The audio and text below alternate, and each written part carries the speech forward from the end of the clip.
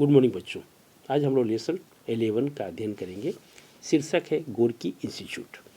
तो maxim Gorky जैसे महान रूसी लेखक के घर जाकर उसे देखने का अवसर श्री विष्णु प्रभाकर को मिला। तो श्री विष्णु प्रभाकर ही इस लेसन के लेखक हैं। वहाँ के वातावरण यानी कि रसिया का वातावरण, रूस का वातावरण तथा गोर्की की पुत्रवधू के व्यवहार से अभिभूत होकर लेखक ने उन्हें संस्मरण का रूप दिया। तो अब इस लेसन को हम लोग पढ़ेंगे। 12:30 बज चुके थे और मॉस्को का आकाश बादलों से घिरा हुआ था।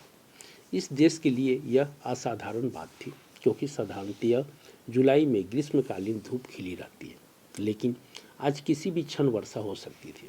मॉस्को वासी बड़े चिंतित थे, लेकिन हम लोगों के लिए ऋतु बड़ी सुहावनी थी। हमारे साथ प्रसिद्ध गांधीवादी चिंतक और लेखक काका साहब तथा श्रीमती सरोजनी नानावती, आवास के प्रसिद्ध साहित्यकार श्री नीलमणि फुकन आदि थे। साथ में श्री सेरेब्रिया को भी थे। वे भारत के रूसी दूतावास में सांस्कृतिक संबंधों के प्रथम सचिव रह चुके हैं। इस समय वे हमारे दुभाषीय थे। मार्ग में बूंदें पड़ने लगी और देखते देखते वातावरण में अलसता भर उठी। जब इधर उधर चक्कर लगाने के बाद हम एक मकान के सामने उतरे तो सहसा किसी बूढ़े व्यक्ति की याद हो आई। पुराने मॉस्को के इस मकान के चारों ओर लकड़ी की जो दीवार है वह बहुत जीर्ण शीर्ण हो चुकी है। बड़े दरवाजों के किवाड़ ऐसे हैं मानो जुल्मों का बोझ संभालते हुए कोई उपेक्षित उधर आ निकला हो। लेकिन भीतर जाकर पाया कि एक सुंदर वाटिका में पहुंच गए हैं। मुख्य भवन का द्वार फिर भी छोटा है। वस्तुतः उस सारे वातावरण में हमें प्राचीनता की गंध आ रही थी और इस गंध को सुरक्षित रखने में अधिकारी लोग पूर्ण प्रयत्नशील है। जैसे ही हम लोग अंदर पहुँचे, गोर्की के पुत्रवधू ने अत्यंत आदर और स्नेह के साथ हमारा स्वागत किया। वे 60 के आसपास है, लेकिन वे स्फूर्ति से पूर्ण हैं और हंसमुख हैं। मैंने देखा कि उनके गले में अनेक लड़ों की एक सुंदर माला पड़ी हुई है। उन्होंने दूसरे व्यक्तियों से भी हमारा परिचय कराया, जिनमें गोर्की इंस्टीट्यूट के इंचार्ज श्री कोजामिन भी थे। वह सरल प्राण और लंबे कद के थे। हमने सबसे पहले गोर्की के अध्ययन कक्ष में प्रवेश किया। देखा कि उसकी छत श्वेत है और उसमें लकड़ी के चौकोर चारखाने से बनी है। कमरे में दाहिने ओर एक कोण बन गया है और उसमें एक बड़ी अलमारी रखी हुई है। उसके ऊपर 3 जार हैं, जिनमें से बीच का जार अत्यंत कलापूर्ण है। बाई ओर का द्वार शयन कक्ष की ओर जाता है और सामने की खिड़की वाटिका में खुलती है। जब वे काम करते करते थक जाते होंगे तो यहाँ की हरितिमा और शीतल वायु उनके मन प्राणों को सचेत कर देती होंगी। इस कमरे की सबसे महत्वपूर्ण वस्तु है शीशे का एक विशाल केस। उसका उपयोग गोर्की मेज के रूप में भी किया करते थे। उनके प्रयोग में आने वाली अनेक वस्तुएं उसमें सुरक्षित हैं। रंग बिरंगी पेंसिलें, पुस्तकें, चाकू, एस्ट्रे, मेडल, ब्रश, चश्मा, पैड, डिबिया, क्लिप, सभी कुछ तो है। समुद्र से लाई एक टेढ़ी मेढ़ी लकड़ी भी वहाँ रखी है। कागज़ के छोटे छोटे 3 इंच चौड़े और इंच भर लंबे टुकड़े भी मैंने देखे। सहसा देखता हूँ कि इस बीच में काका साहब गोर्की की पुत्रवधू के साथ बातों में व्यस्त हो गए हैं। महिलाएं फोटो खींचती जा रही है। एक वृद्ध व्यक्ति भी उनमें आ मिला है। सचमुच रूसी लोग कैमरों से बहुत प्यार करते हैं। लेनिन और टोल्स्टॉय के बारे में पूछने पर मैडम यानी उनकी पुत्रवधू ने काका साहब को बताया कि लेनिन गोर्की का बहुत आदर करते थे। यद्यपि उनके विचारों में मतभेद भी था। टोल्स्टॉय से भी गोर्की की मुलाकातें होती थी और धर्म के बारे में दोनों के अलग अलग विचार थे। उनकी दिनचर्या का वर्णन करते हुए उनकी पुत्रवधू बोली, वह प्रतिदिन दैनिक कार्यों से निवृत्त होकर 8 बजे इस स्वाध्याय भवन में आ जाते थे। एक कप कॉफ़ी पीकर बिना किसी बाधा के 2 बजे तक अपना काम करते थे। आवश्यक होने पर बीच में 2 अंडे और नींबू ले लेते थे।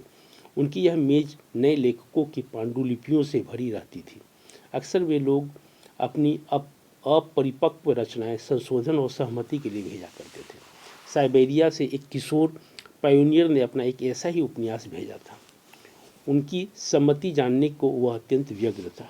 किशोरों को वे इतना प्यार करते थे कि उनके हर पत्र का उत्तर वे अपने हाथ से देते थे। बगीचे में टहलने का उन्हें शौक था। संध्या के 5 बजे वे किसी न किसी को अवश्य निमंत्रित करते थे। 8 बजे खाना खाकर संगीत सुनते थे।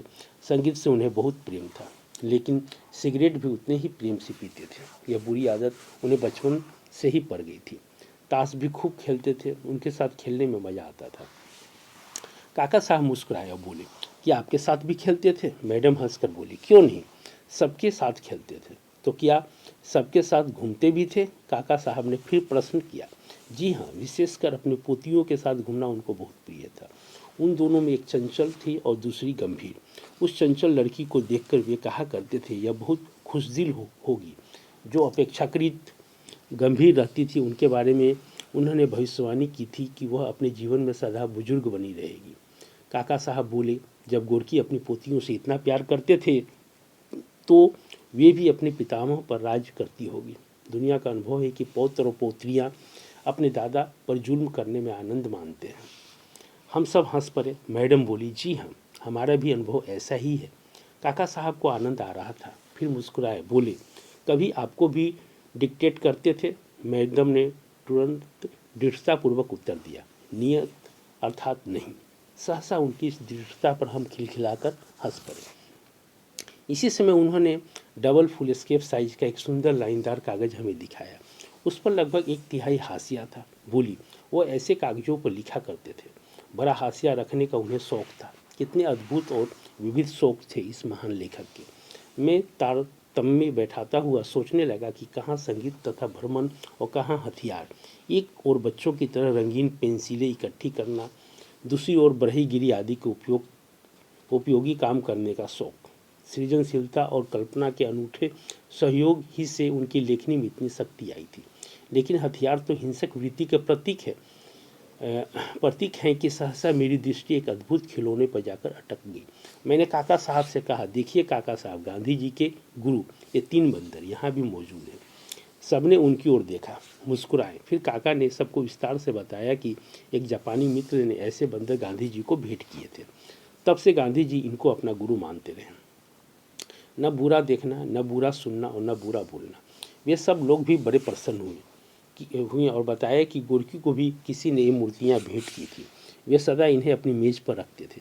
यह एक संयोग भी हो सकता है, लेकिन इसका बराबर दोनों की दृष्टि के सामने रहना क्या इस बात का प्रमाण नहीं है कि इन दोनों महापुरुषों का मस्तिष्क मूलतः एक ही दिशा में काम करता था, और वह दिशा थी संयम की। गोरकी का शयन कक्ष आज भी ठीक उसी अवस्था में है जैसा उनके समय में था। वही पलंग, तकिए, पुस्तकें, छोटी मेज, सब कुछ उसी तरह है। आश्चर्य से देखा कि कार्निस पर बुद्ध की एक प्रतिमा है। कुछ भी हो, उसका शयन कक्ष में होना इस बात का प्रमाण अवश्य है कि गोरकी बुद्ध को आदर की दृष्टि से ही नहीं देखते थे, प्यार भी करते थे। हमने उनका पुस्तकालय और भोजन गृह भी देखा। पुस्तकालय में पुस्तकों की अलमारियां तो है ही, पोतरी की एक सुंदर प्रतिमा भी है जिसे प्रसिद्ध मूर्तिकार कोनेनको ने बनाया है। भोजन गृह में अलमारियां हैं, आवश्यक बर्तन हैं और दूसरी चीज़ें हैं, लेकिन उनके साथ बच्चे की एक सुंदर मूर्ति भी है। कमरे के बीचों बीच एक बड़ी मेज है, उसी के चारों ओर हम लोग बैठ गए। कभी यहीं पर बैठकर गोरकी ने अपने निर्णय लिए थे। पत्रिका निकालने का निश्चय भी यहीं हुआ था। मिलने के लिए अनेक पेशे के लोग यहाँ आते थे, इंजीनियर, डॉक्टर और लेखक। स्वाभाविक रूप से उनमें लेखक अधिक रहते थे। शुरू में नए लेखक उनके पास आने में झिझकते थे, इतने बड़े लेखक हैं, न जाने कैसा बर्ताव करें। परंतु जब वे आ जाते थे तो उन्हें ऐसा लगता था जैसे अपने ही घर में हो। बीच बीच में मैडम उठकर ऊपर जाती, वे वहीं रहती थी, इसलिए जब भी उन्हें किसी वस्तु की याद आती तो उन्हें ऊपर जाना पड़ता।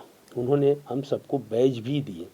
मेरे पास रविंद्रनाथ ठाकुर का बैज था, वह उन्हें दिया तो बहुत प्रसन्न हुआ। तुरंत गोरकी का बैज लेने के लिए ऊपर गए, शायद वह मिला नहीं, इसलिए उन्होंने मुझे महाकवि पुष्किल का एक और बैज दिया। बैजों से ऋषियों को बहुत प्रेम है। काफ़ी समय बीत गया, स्नेह भींगे उस वातावरण से उठकर हमने उन सबको आखिरी बार प्रणाम किया। उस मकान को जिसमें संसार का वह प्रसिद्ध साहित्यकार रहता था, जिसने मानव मन की गहराइयों में बैठकर उसकी मनोवृत्तियों को समझा और जाना, जो जीवन भर निर्धनता, गंदगी और अनाचारों से जूझता रहा, जिसने अपने स्वप्नों को साकार होते हुए भी देखा। उसकी ओर अंतिम दृष्टि डाली तो मन भीग आया। मंत्रमुग्ध सा आकर कार में बैठ गया और सोचता रहा, कितने महान है ये क्षण, कितने। तो ये था बच्चों विष्णु प्रभाकर जी के द्वारा लिखित गोर्की इंस्टीट्यूट पार्ट जिसके बारे में हम पढ़ा, ये मैक्सिम गोर्की के बारे में चर्चा की गई है, जो कि रसिया के एक महान लेखक। तो बच्चों, अगले एक वीडियो में हम किसी और लेसन के साथ मिलेंगे, तब तक के लिए